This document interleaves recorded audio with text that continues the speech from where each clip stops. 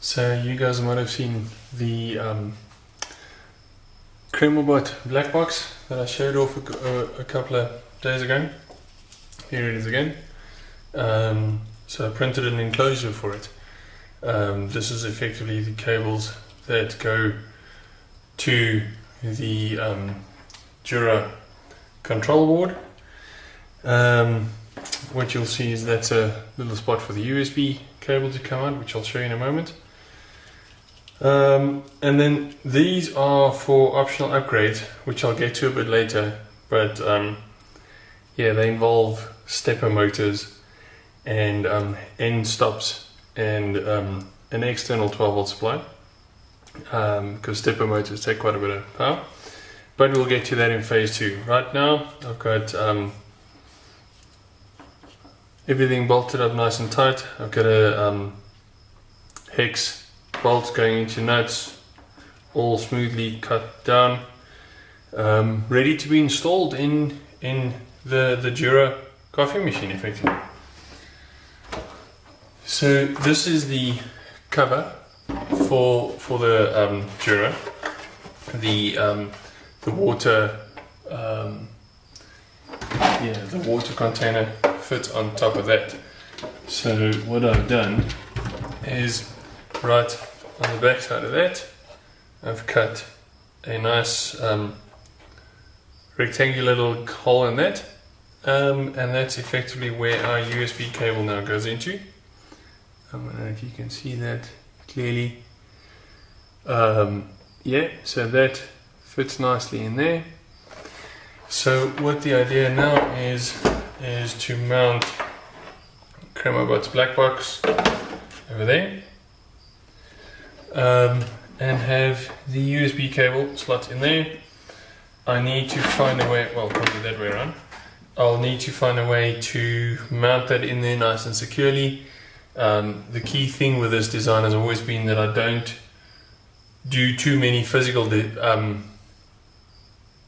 changes to the machine itself. So far the only physical change I've had to make to the machine is cutting the little slot for the USB port. But apart from that, I can restore the machine to its factory default and nothing has changed. So what the idea was is to stick that onto the back there using Velcro. So yeah, there'll be a permanent piece of Velcro there, but if you need to get it off, you can. But I'll have to see how that works. So yeah, I'll drop it in there, stick a piece of Velcro in there, plug in the USB cable again.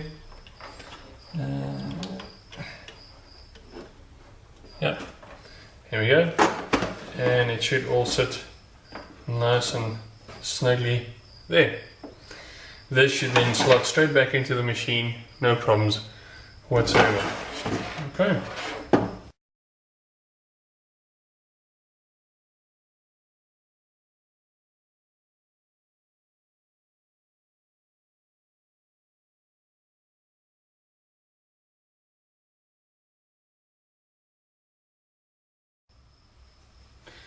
So we'll set that aside for a day. There's our other bit that I'll get put on tomorrow. And I think what I'm going to do now is to start reassembling the all the covers and the things that go on there.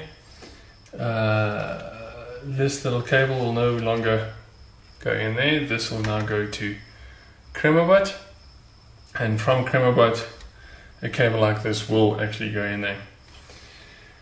Right, so let's see how that's going. I need to obviously refit all the rubber grommets and everything I took out to actually work on it.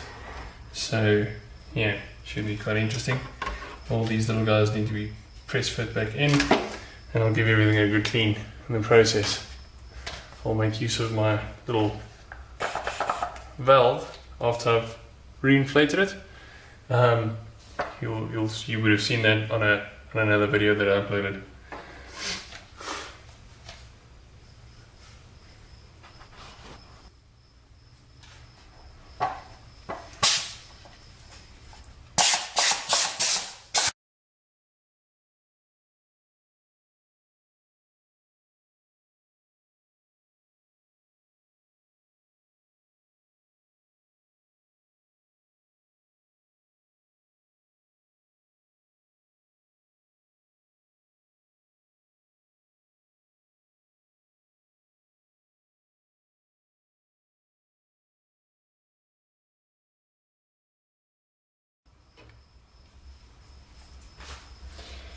Okay, so I've extracted a little rubber grommet from this cable because this cable will now go to CremaBot, and one of these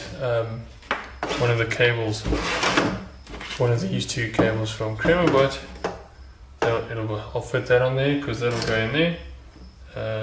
Yep, this one. It'll go onto that one, back into there to keep everything nice and neat. Okay, in the meantime, what I'll do quickly is to put some glue on both these sides.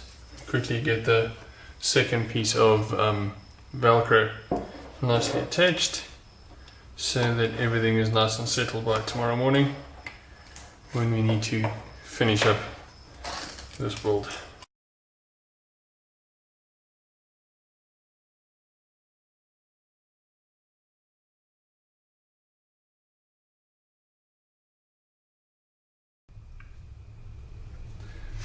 Right, it's been 24 hours and we now have Velcro there, so CremaBot can now have a seat nice and snug there.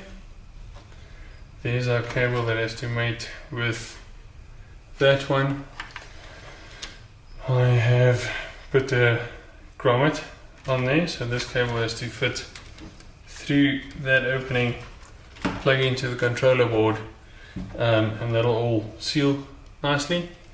And I'll add some hot glue around the openings just to keep CremaBot nicely sealed, and then we can put it all together.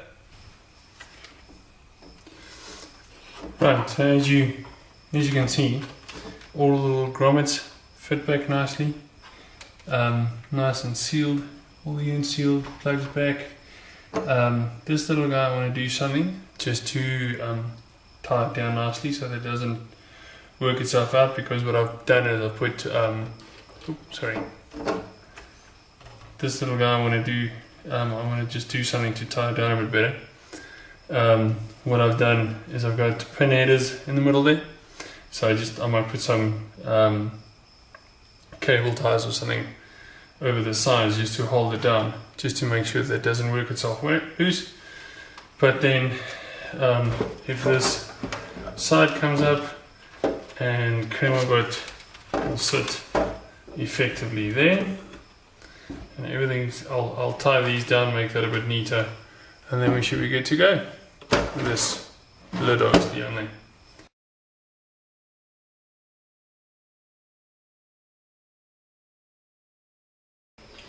Right, so these are fully reassembled Jura FX50. Some changes I've implemented. The only difference is the brand new USB port.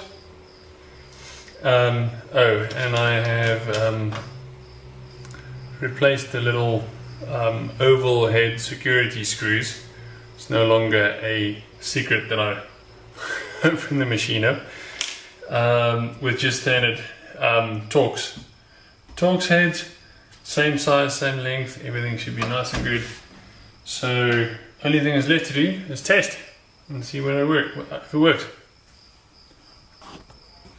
I just wanted to go through a quick couple of final steps that I've been doing with CremaBot now. It's fully installed into the Jura machine. It's sort of roughly in that area there, as you've seen from the previous bit.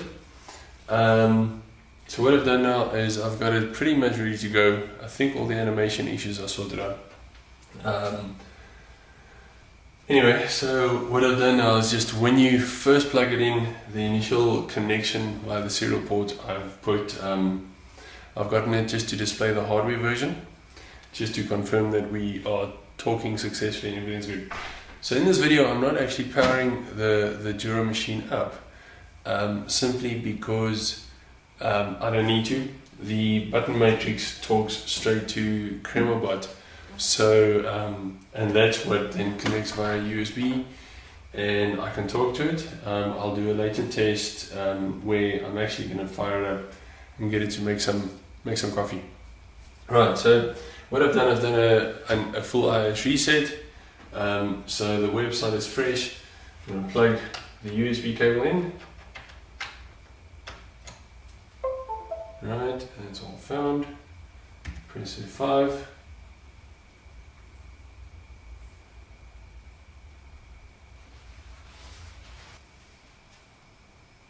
Right, and then we see hardware version 2.2.0.7.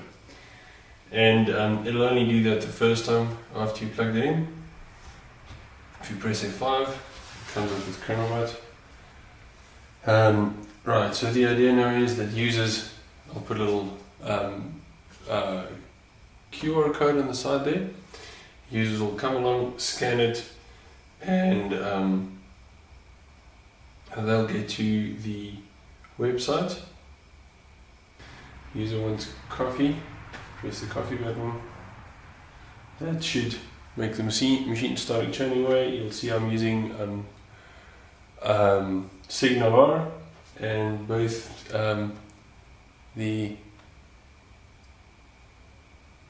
PC, well, any connected client, any device should pick it up, show the progress so that you can't click, and actually will show that.